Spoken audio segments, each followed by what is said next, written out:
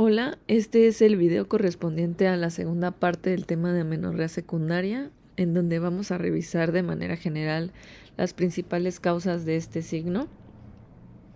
Estamos basándonos en la clasificación por compartimentos, pero hay que recordar que otras clasificaciones de relevancia son la de la Organización Mundial de la Salud y la de la Sociedad Americana de Medicina Reproductiva, que están en el video en donde explicamos las generalidades en la primera parte de este tema. Pueden buscarlo en las listas de reproducción de este canal. Y pues vamos a comenzar con la disfunción hipotálamo hipoficiaria. Como estamos hablando de etiologías que generan amenorrea secundaria, vamos a enfocarnos en la disfunción hipotálamo hipoficiaria adquirida. Además de que estas son por mucho más frecuentes que las deficiencias hereditarias. A la amenorrea que se genera por este tipo de trastornos también se le conoce como amenorrea hipotalámica. A menudo esta disfunción a nivel de los centros cerebrales superiores ocasiona una deficiencia de gonadotropinas, que a su vez ocasiona anovulación crónica por baja en la producción de hormonas sexuales. Si hay alguna duda sobre esto, te recomiendo que veas primero los videos de ciclo sexual femenino donde se explica a detalle todo el eje hormonal. Ahora, este diagnóstico va a incluir 3 categorías principales: los trastornos de la alimentación, el ejercicio intenso y el estrés de tipo emocional. Es importante mencionar aquí que cada mujer tiene su propio punto de regulación o ajuste hipotalámico en respuesta al estrés excesivo, tanto físico como mental. Y cada mujer tiene su propia sensibilidad a factores ambientales. Hay mujeres que toleran grandes cantidades de estrés sin desarrollar amenorrea, y otras que con un poco pues muestran el signo clínico. Entonces, esto varía en cada paciente, pero debe investigarse porque de hecho pues sí es una causa frecuente. Y bueno, ¿qué sería entonces lo que tienen en común estas 3 situaciones? Los trastornos de la alimentación, el ejercicio y el estrés emocional pueden alterar la función menstrual a través de mecanismos que de hecho se superponen. Y también es en parte porque estos problemas a menudo ocurren de forma simultánea. Por ejemplo, en las mujeres con trastornos de la alimentación, ellas pues realizan con frecuencia ejercicio excesivo y se encuentran bajo muchísimo estrés como un intento para ejercer un control muy estricto sobre sus patrones alimenticios. Entonces digamos que el común denominador es un nivel de estrés muy significativo, de cualquier tipo, ya sea emocional, físico o mental. ¿Y qué efectos tiene el estrés sobre nuestro organismo? Principalmente, en relación a lo que estamos platicando, sería pues en primer lugar la activación del sistema simpático, que es la respuesta rápida al estrés. Posteriormente a esta activación simpática, a nivel hipotalámico, hay liberación de hormona liberadora de corticotropina, con posterior liberación de corticotropina en la hipófisis. ¿Y qué funciones tiene la corticotropina? Obviamente tiene efectos sobre la corteza suprarrenal, que es su principal diana para la liberación de cortisol y otras hormonas corticoesteroideas. Los glucocorticoides, como el cortisol, afectan al eje hipotálamo hipoficiario, inhibe y altera la generación de pulsos de hormona liberadora de gonadotropina e induce cambios en la sensibilidad de los receptores de las células gonadotropas en la hipófisis. Por lo tanto, pues la liberación de gonadotropinas se ve mermada con la subsecuente disminución de la liberación de hormonas sexuales y aparición de signos clínicos como la amenorrea. Bueno, ahora vamos a hablar sobre datos particulares, pero como generalidad de cada una de estas situaciones. Entonces, empezando por los trastornos de la alimentación, enfermedades como la anorexia y la bulimia, generalmente, además de cursar con otros síntomas importantes, cursan con amenorrea, y la disfunción hipotalámica en estas entidades puede afectar otros ejes hipotálamo-hipoficiarios, además del eje reproductivo. Aparte de lo que ya hemos mencionado, en relación al estrés, en estas mujeres suele haber una pérdida rápida de tejido adiposo, y el tejido adiposo es el sitio en el cual se produce la leptina. La leptina es una adiposina que entre sus principales funciones se encuentra la regulación del peso corporal, la alimentación, regulación del crecimiento, funciones inmunitarias y funciones reproductoras. Y se sabe que la regulación de la expresión de leptina en mujeres que cursan con anorexia y bulimia se encuentra alterada, y los bajos niveles de esta proteína también pueden desencadenar amenorrea. Se ha comprobado ya en diversos estudios, principalmente yo encontré alemanes, que existe una asociación entre la amenorrea y la caída de las concentraciones de leptina por debajo de 1.85 microgramos sobre litro. Entonces, la leptina es la hormona que más participa en este aspecto de la disminución de la masa grasa, y como consecuencia de todo este proceso se genera la alteración del ciclo menstrual. Ahora, en cuanto a la actividad física exhaustiva, se ha descrito que en las atletas o competidoras de alta exigencia suele ser común pues la aparición de periodos de amenorrea. Esto es porque el ejercicio físico intenso estimula la producción intensa de betaendorfinas. La betaendorfina es una hormona y neurotransmisor endógeno opiáceo que se produce en el sistema nervioso central y actúa principalmente como moderador del dolor a nivel de los receptores opiáceos. Lo importante de esta hormona es que comparte el mismo precursor que la corticotropina. Este precursor es la prohormona propiomelanocortina, y además de compartir este precursor, comparte funciones como la de causar supresión de la liberación de hormonas gonadotrópicas a nivel de la hipófisis. Solamente que esta hormona lo hace por liberación de opiáceos a través de la inhibición de la liberación de hormona liberadora de gonadotropina. Esta asociación de compartir precursores más que nada para que lo recuerden. Entonces, el resto de la historia pues ya lo conocemos, ¿no? A final de cuentas va a haber alteraciones en la estimulación ovárica y en la producción de hormonas sexuales. Y bueno, en el estrés, un vínculo común en estas pacientes es el antecedente de un duelo intenso, como la muerte pues de un ser querido, y suele ser más frecuente, se dice, en países en vías de desarrollo. Y bueno, aquí el papel protagónico es la alta liberación de glucocorticoides, como lo es el cortisol, por los altos niveles de estrés emocional que generan estas pacientes. Y pues ya sabemos que el cortisol altera las pulsaciones de hormona liberadora de gonadotropina, con la afección de todo el eje hormonal como consecuencia de esto. Y bueno, con respecto a las lesiones hipotálamo hipoficiarias, es muy sencillo. Cualquier proceso que cause una destrucción del hipotálamo puede alterar la secreción de hormona liberadora de gonadotropina y ocasionar un hipogonadismo hipogonadotrópico, y por lo tanto pues amenorrea. Y como es un proceso muy complejo, la manera en que los estímulos neurohormonales promueven la secreción de hormona liberadora de gonadotropina, o sea, se puede producir de diferentes maneras, por estímulos activadores o reguladores a nivel neuronal en el sistema nervioso central, pues no es necesario que las anomalías interactúen directamente o específicamente con estas neuronas productoras de hormona liberadora de gonadotropina, sino que pueden operar de forma indirecta o por alteración de la actividad de las neuronas moduladoras.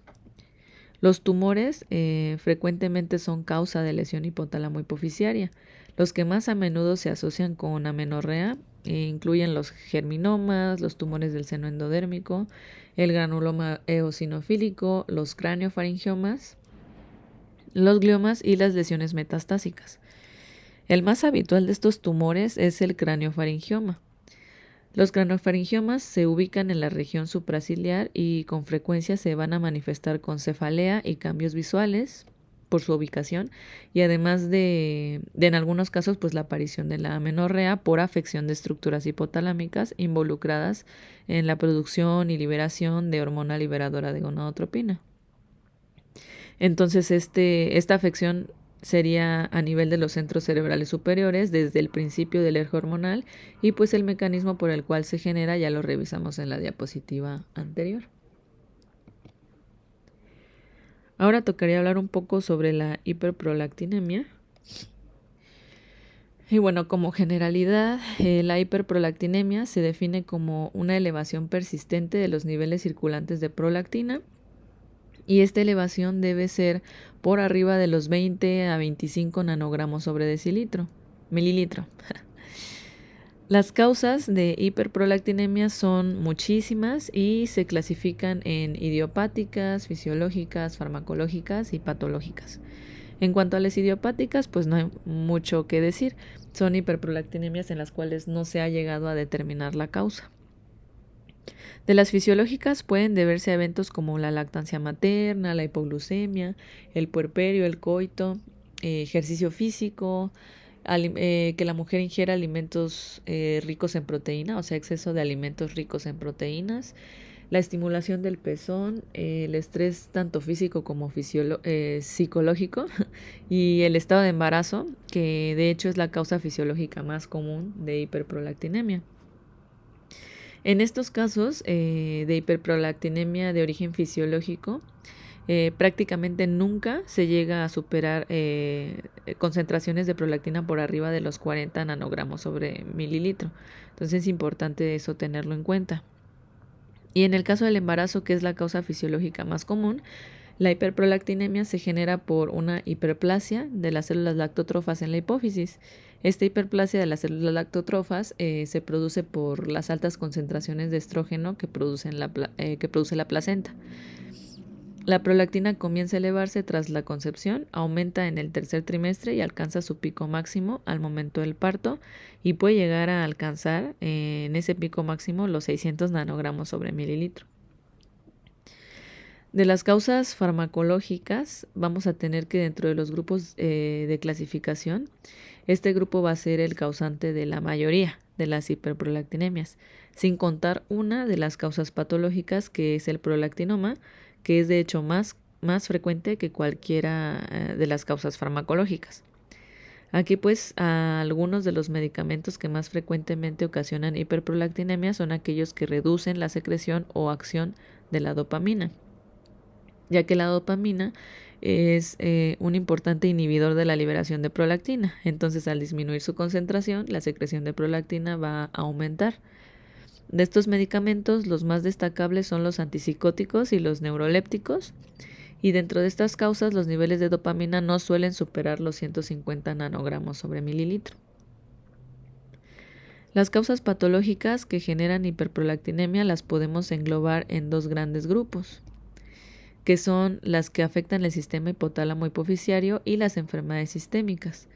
Dentro del grupo de las hipotálamo hipoficiarias vamos a tener principalmente dos causas generales, las tumorales y las traumáticas de cualquier tipo, situaciones que generen lesión traumática a este nivel, ya sea trauma quirúrgico o por algún tratamiento como radiación u otra intervención.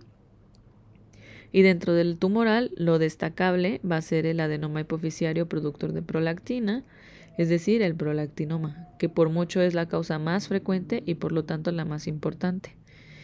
Y bueno, dentro del grupo de las sistémicas tendremos enfermedades hepáticas y renales, principalmente también enfermedades infecciosas. Y de este grupo, por ser de las enfermedades más frecuentes que generan hiperprolactinemia y amenorrea, vamos a destacar el hipotiroidismo. En esta diapositiva vamos a explicar cuál es el mecanismo por el cual el prolactinoma y todas las situaciones causantes de hiperprolactinemia generan el signo clínico de amenorrea. Y ya en una diapositiva más adelante en la presentación hablaremos un poquito más acerca de las generalidades del hipotiroidismo. Entonces, tenemos alguna situación que esté elevando los niveles de prolactina en el organismo de la mujer. Pongamos que es porque hay un adenoma hipoficiario, un prolactinoma, que está produciendo grandes cantidades de prolactina. La prolactina está involucrada en la regulación de la función reproductiva, actúa directamente sobre las neuronas productoras de hormona liberadora de gonadotropina, pero sobre todo ejerciendo un estímulo negativo sobre las quiseptinas. Las quiseptinas son péptidos fundamentales en la regulación de la secreción de hormona liberadora de gonadotropina. De hecho, las neuronas productoras de hormona liberadora de gonadotropina tienen mayor cantidad de receptores para quiseptinas que para prolactina. Entonces, la prolactina, al tener un efecto negativo sobre las quiseptinas, impide que éstas estimulen a las neuronas productoras de hormona liberadora de gonadotropina. Por lo tanto, pues se producen menos hormona liberadora de gonadotropina y disminuye la producción de gonadotropinas y por lo tanto la producción de hormonas sexuales en las gónadas. Entonces es importante destacar en todo esto, aparte de la estimulación inhibitoria directa que tiene la prolactina sobre el núcleo arqueado para la producción de hormona liberadora de gonadotropina, la inhibición indirecta que tiene esta actuando negativamente sobre las quiseptinas, que dijimos son péptidos promotores de la síntesis de hormona liberadora de gonadotropina. Y pues espero que se haya entendido. Y bueno, aquí en los espacios que han quedado voy a colocar tablas con las causas patológicas más comunes obtenidas de la Guía de Práctica Clínica Mexicana y también los grupos de medicamentos que más frecuentemente suelen verse asociados con la aparición de hiperprolactinemia. Y un tema muy importante en el contexto de la amenorrea también es el síndrome de ovario poliquístico. Va a haber una presentación en donde se va a hablar exclusivamente de esta patología. Aquí solamente vamos a hablar de generalidades y nos vamos a orientar o a enfocar en conocer el mecanismo por el cual se genera la amenorrea en estas pacientes. Entonces, el síndrome de ovario poliquístico es una endocrinopatía muy frecuente que afecta a muchísimas mujeres en edad reproductiva. Es una patología compleja porque es muy heterogénea. Se ha demostrado que involucra tanto factores genéticos. En algunas bibliografías la denominan como de origen poligénico, en otras como de origen oligogénico, pero la Guía de Práctica Clínica Mexicana considera que es una patología de origen poligénico. Esto pues como dato nada más. Y pues además de los factores genéticos, también está asociada a factores ambientales que interactúan y que al interactuar con la susceptibilidad genética pueden llegar a desencadenar el síndrome. El factor ambiental más importante es la presencia de malos hábitos alimenticios y el desarrollo de sobrepeso u obesidad. La característica más importante que se observa en esta entidad es el exceso de andrógenos, responsables de las principales manifestaciones clínicas. La forma en que se llega a este estado hiperandrogénico no está del todo descrita, o sea, no hay una descripción exacta. Entonces, tendríamos que, debido a la combinación de factores genéticos y ambientales en una mujer susceptible, lo que se ha encontrado es que hay una alteración a nivel de la pulsatilidad en la secreción de hormona liberadora de gonadotropina, produciendo pulsaciones más rápidas, que como ya habíamos visto en este video, son las pulsaciones de ritmo acelerado las que promueven la mayor liberación de hormona luteinizante. No fue en este video, fue en el video de ciclo sexual femenino, que vimos que dependiendo de la rapidez de las pulsaciones se secreta una u otra gonadotropina. Las pulsaciones rápidas estimulan más la liberación de hormona luteinizante y las pulsaciones un poquito más lentas son las que estimulan la liberación de la hormona folículo estimulante. Entonces aquí lo que se ha observado es que la pulsatilidad está alterada y que es de hecho de alta frecuencia, que es muy rápida. Por lo tanto aquí habrá una mayor secreción de hormona luteinizante que de FSH y normalmente encontraremos un cociente o relación LH-FSH mayor a 2. Cuando las concentraciones de hormona luteinizante son mayores que las de folículo estimulante, la tendencia de las células es hacia la síntesis de andrógenos por estimulación constante de la teca interna. Y la inadecuada estimulación por parte de la hormona folículo estimulante también contribuye al cese de la maduración de los folículos ováricos y por lo tanto, pues, ¿qué pasa? Que no hay ovulación, entonces conduce a una anovulación. De manera característica, en los estudios de imagen se va a observar un grosor de la corteza ovárica con incremento del estroma ovárico, además de aumento del número de folículos ováricos, que a su vez contribuye a la producción excesiva de andrógenos, porque son muchos, con una teca hiperfuncionante por estimulación continua de la hormona luteinizante, y se hace un círculo vicioso promoviendo la anovulación crónica. Este estado de hiperandrogenismo es el que genera las principales manifestaciones clínicas del síndrome. Perdón. Amenorrea, trastornos menstruales, hirsutismo, acné, alopecia, infertilidad. Puede ser muy variable y depende de cada paciente, y de hecho el fenotipo también va a ser variable en estas pacientes. También es importante mencionar que estas pacientes suelen cursar con resistencia a la insulina como consecuencia de un defecto en el receptor de insulina del músculo, un factor genético que afecta la captación muscular de glucosa mediada por insulina. Esto prolonga los niveles de glucosa en la sangre y estimula una mayor secreción pancreática de insulina para compensar este defecto. Y pues gracias a esta hiperinsulinemia compensatoria que se genera, la glucosa es captada en forma casi normal por el músculo, por lo que las cifras de glucosa pueden estar normales, pero las de insulina se van a encontrar aumentadas.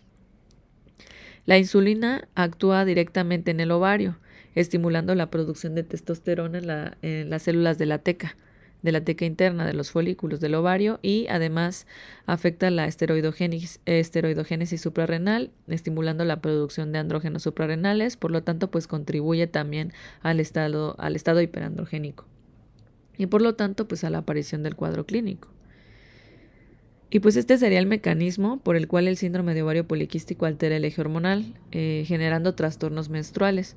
Otros detalles importantes de esta condición los vamos a revisar en una presentación aparte, y lo que vamos a destacar aquí y a tener muy en cuenta es el hiperandrogenismo y la hiperinsulinemia como alteradores del eje hormonal femenino.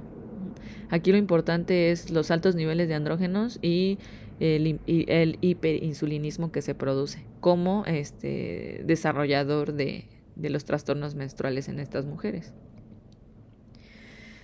La siguiente causa es muy rápida y muy sencilla. Se trata de la insuficiencia ovárica prematura. La insuficiencia ovárica prematura es algo así como una menopausia temprana. Se define como la amenorrea que se presenta en mujeres menores de 40 años. En la Guía de Práctica Clínica Mexicana menciona que esta amenorrea debe presentarse por lo menos durante 4 meses. Y es una insuficiencia ovárica primaria. Esto quiere decir que el problema se encuentra directamente aquí, en la gónada u ovario.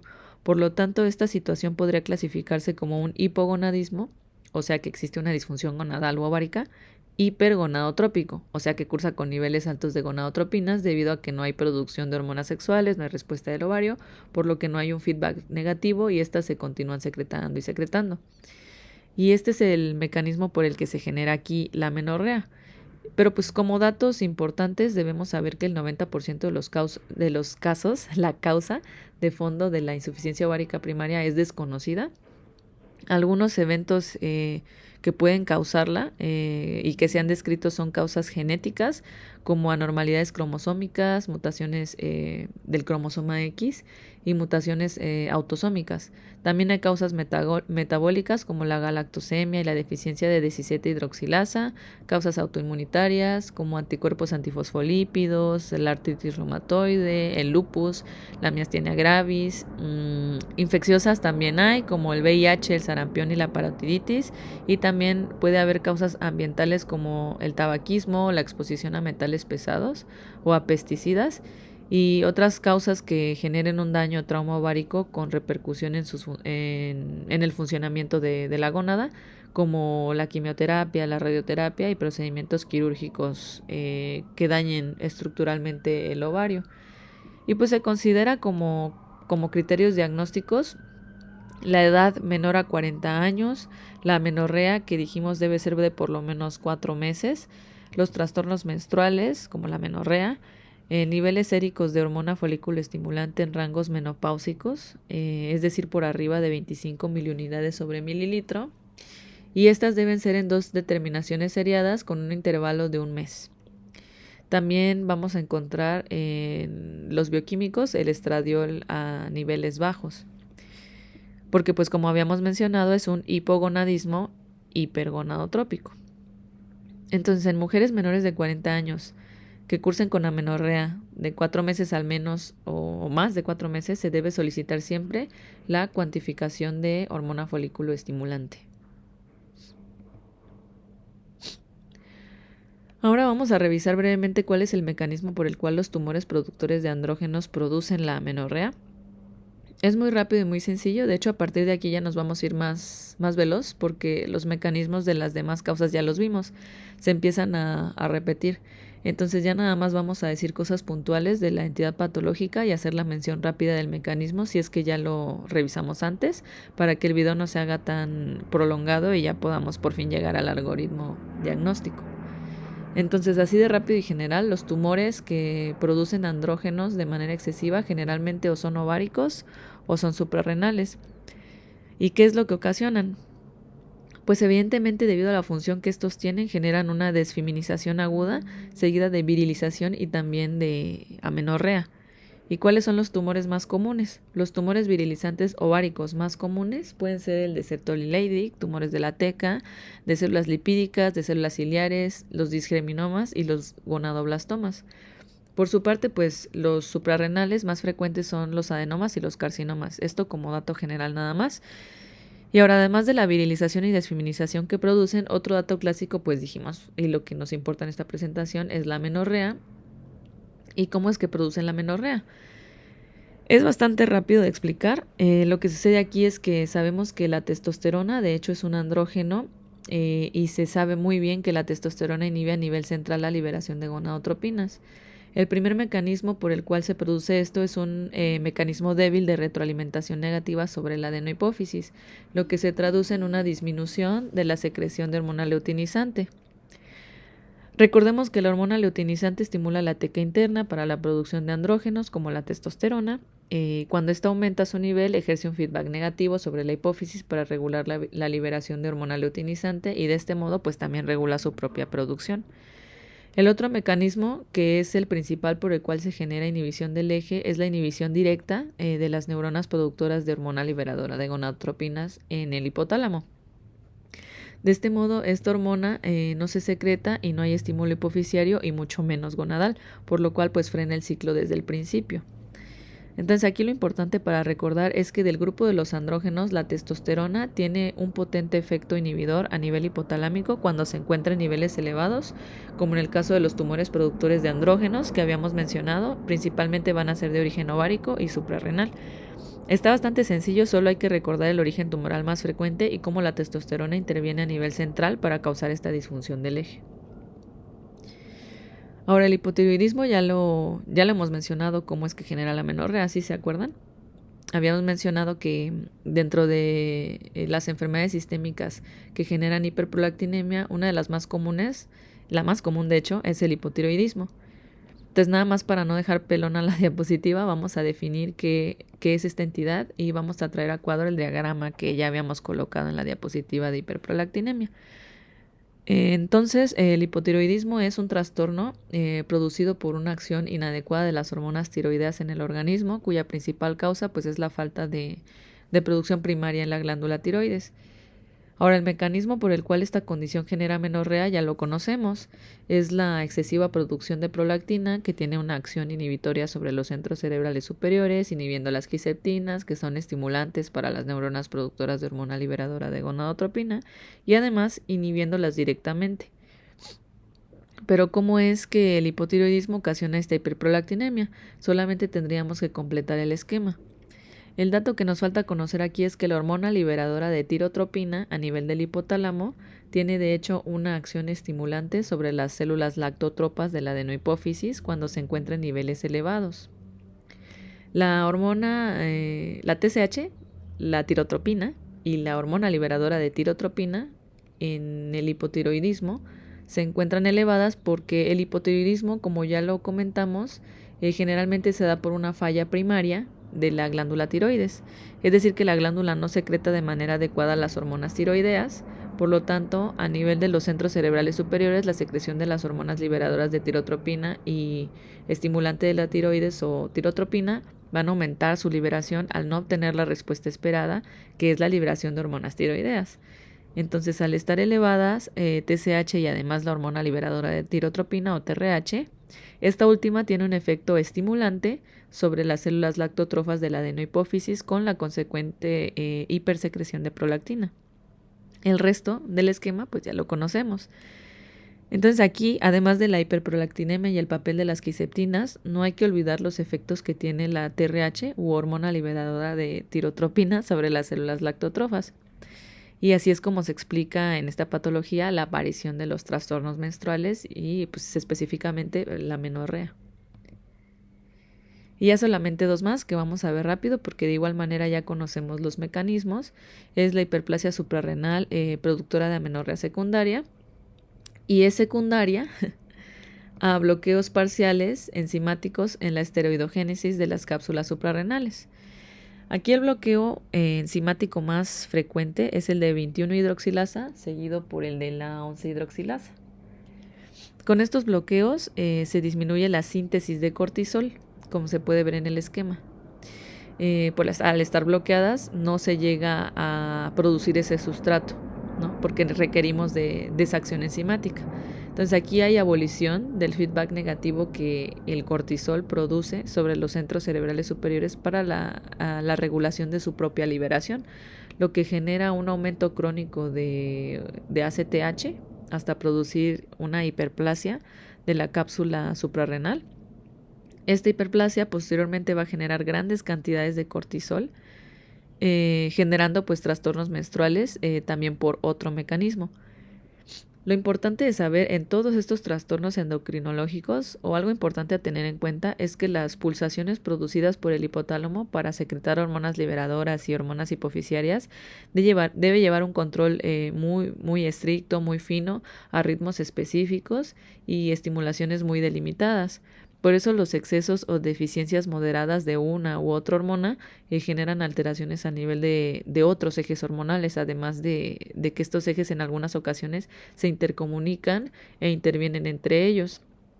Es algo importante tener en cuenta para entender un poquito mejor y no hacerse como que un nudo en la cabeza. Pero bueno, volviendo al tema, estos bloqueos enzimáticos que les comentaba desvían el metabolismo hacia la producción de progesterona, de andrógenos también y de 17-hidroxiprogesterona, generando un cuadro clínico de hiperandrogenismo y anovulación crónica. Simula mucho la presentación del síndrome de ovario poliquístico con hiperandrogenismo y ciclos menstruales irregulares.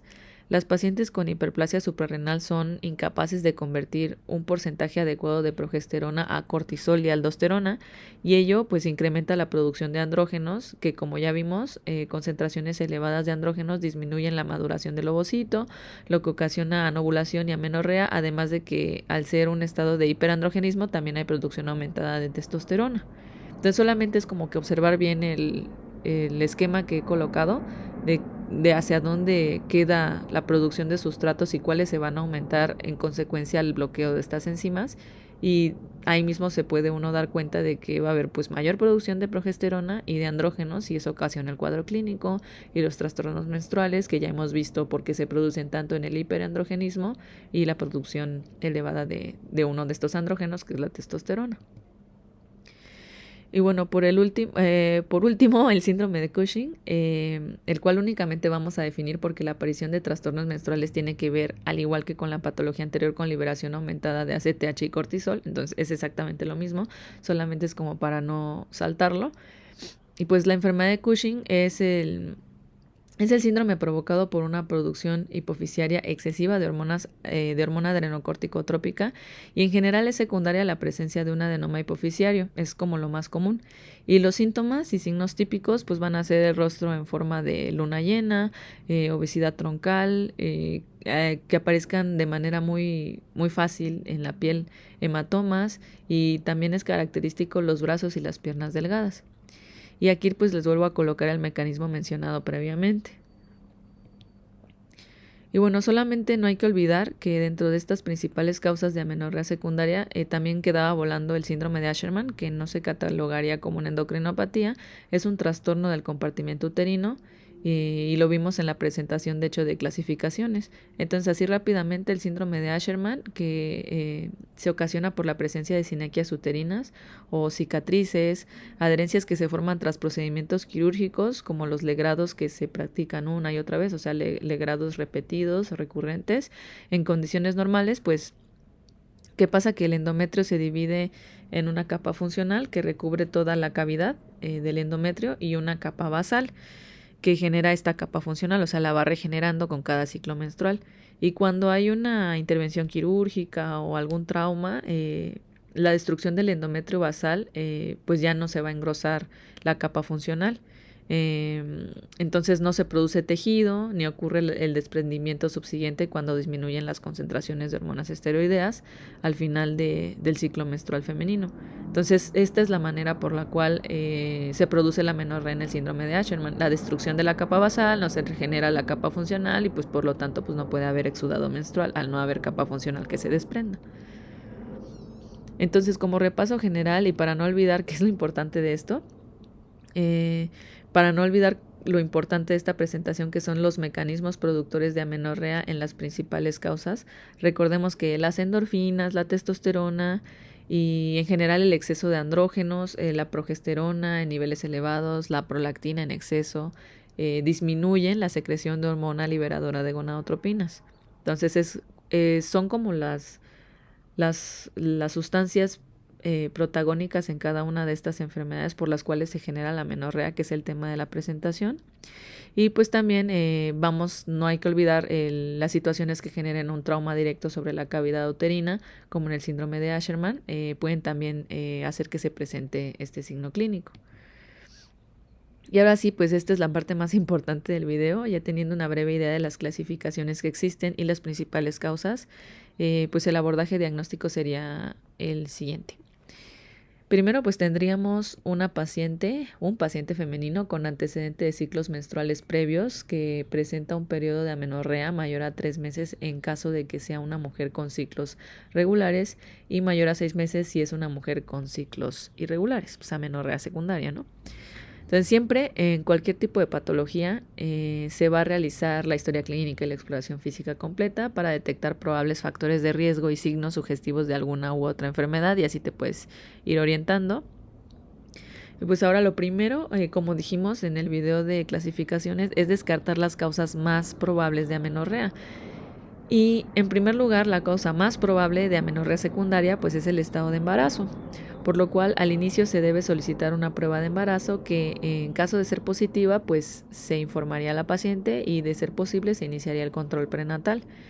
Otra de las causas comunes son, como pudimos ver en este video, las que son generadoras de hiperprolactinemia, por lo cual solicitaríamos los niveles de prolactina y adicionalmente niveles de TSH para descartar alteraciones tiroideas, que como habíamos mencionado, pues son las que mayormente generan este estado de hiperprolactinemia después del adenoma hipoficiario o prolactinoma.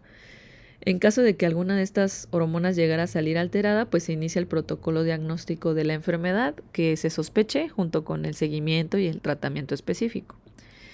Aquí pues ya tendríamos el diagnóstico. Ahora, en caso de que estas hormonas se encuentren en rangos normales, ya una vez descartado también el embarazo, se procedería a estudiar el perfil hormonal femenino. Entonces, aquí vamos a irnos de atrás para adelante con respecto a lo que vimos sobre el eje hormonal en la presentación de ciclo sexual femenino. Entonces, de atrás para adelante en el ciclo sexual, ¿qué hormona es la que protagoniza el ciclo? Lo primero que debemos hacer es aplicar un test de progesterona. El test de progesterona se realiza con acetato de medroxiprogesterona. Se van a prescribir 10 miligramos vía oral cada 24 horas durante 7 a 10 días, o también se puede administrar noretindrona en dosis de 5 miligramos vía oral cada 24 horas, igual durante 7 a 10 días. ¿Y qué es lo que estamos haciendo al administrar progesterona? ¿Qué funciones habíamos dicho que esta tenía en el ciclo hormonal y cuál es el estímulo que desencadena la liberación de la progesterona? Y es importante saber responder estas preguntas porque de este modo, si se llegara a presentar la menstruación con la administración de progesterona, podríamos orientarnos a alguna posible causa. Entonces, recordando, la progesterona se libera en respuesta a los efectos que produce la LH sobre el tejido remanente del ovario que deja el folículo maduro tras ovularse. Entonces, tuvo que haber ocurrido la ovulación para que, en primer lugar, se secrete la progesterona y después, pues, esta ejerza sus efectos sobre el endometrio. ¿Cuáles eran los efectos de la progesterona sobre el endometrio? La función que ejercía la progesterona era la de ayudar al tejido que ha proliferado en el endometrio a transformarse en uno de tipo secretor para nutrir al huevo al momento de la implantación. Entonces, si al aplicar el test de progesterona se presenta la regla, podemos empezar a sospechar que lo que sucede en esta mujer es que se está teniendo ciclos anovulatorios. Al no ovular, no hay tejido remanente que la LH estimule y por lo tanto pues no hay progesterona que madure el endometrio y de este modo pues no hay muerte del cuerpo lúteo y por lo tanto no hay exudado menstrual. Ni siquiera se ha madurado el endometrio. Entonces aquí ya podríamos decir que la causa que está generando la amenorrea en esta mujer es de origen anovulatorio y por lo tanto nos orientaríamos a buscar causas de esta índole con estudios complementarios. Y pues un ejemplo de anovulación crónica, como vimos, es el síndrome de ovario poliquístico. Aquí ya depende más de qué otros signos tenga la mujer y de qué hayamos recogido durante la anamnesis. Entonces ahí ya podemos ir orientándonos hacia la posible causa. Y ahora, pues, ¿qué pasa si no se presenta la regla? Entonces, como dijimos, nos vamos a ir hacia atrás en el ciclo sexual femenino. Antes de que se secrete la progesterona, dijimos que había que llevarse a cabo la ovulación. Y para que se desencadene la ovulación, ¿de qué hormona necesitamos? Como ya hemos visto, pues el pico de estrógenos genera un pico de LH que posteriormente desencadena la ovulación. Entonces pasaríamos a administrar tanto estrógenos como progesterona. Los estrógenos se van a administrar como estrógenos equinos conjugados en dosis de 1.25 miligramos vía oral cada 24 horas durante 21 días, o podemos administrar estradiol a dosis de 2 miligramos vía oral cada 24 horas durante 21 días asociados a los progestágenos, con el test de progestágenos. Si la paciente no regla con esto, quiere decir que en la gónada la liberación de hormonas sexuales está bien, no hay ningún cambio tras administrarlos de forma exógena, entonces se están produciendo bien. Y bueno, entonces aquí lo que convendría investigar es causas de tipo obstructivo, causas de origen anatómico como el síndrome de Asherman. Para eso ya más o menos habremos obtenido información de la mujer durante la realización de la historia clínica. Entonces, conforme vamos obteniendo información, también nos podemos ir enfocando y saltando pasos dependiendo del criterio médico. Ahora, si la mujer regla tras la administración de hormonas sexuales, una de dos, o hay un daño gonadal primario o hay un daño a nivel central. Para saber si orientarnos hacia los hipogonadismos hipo o hipergonadotrópicos, vamos a realizar entonces una determinación de gonadotropinas. Si las gonadotropinas están elevadas, eso quiere decir que el daño o el problema se encuentra en la gónada, porque son estas las que no están produciendo hormonas sexuales, por lo cual los centros cerebrales superiores elevan la liberación de gonadotropinas y hormona liberadora de gonadotropina para intentar estimular más al ovario. Entonces aquí ya nos orientaríamos más hacia causas de origen gonadal, la insuficiencia ovárica prematura, por ejemplo, dependiendo de toda la información que hayamos recogido durante la consulta otra vez. Ahora, si se encuentran bajas las gonadotropinas, eso quiere decir que el problema se encuentra a nivel central. Ni siquiera hay liberación adecuada de hormona liberadora de gonadotropinas ni gonadotropinas. Entonces, por lo tanto, no hay estimulación ovárica.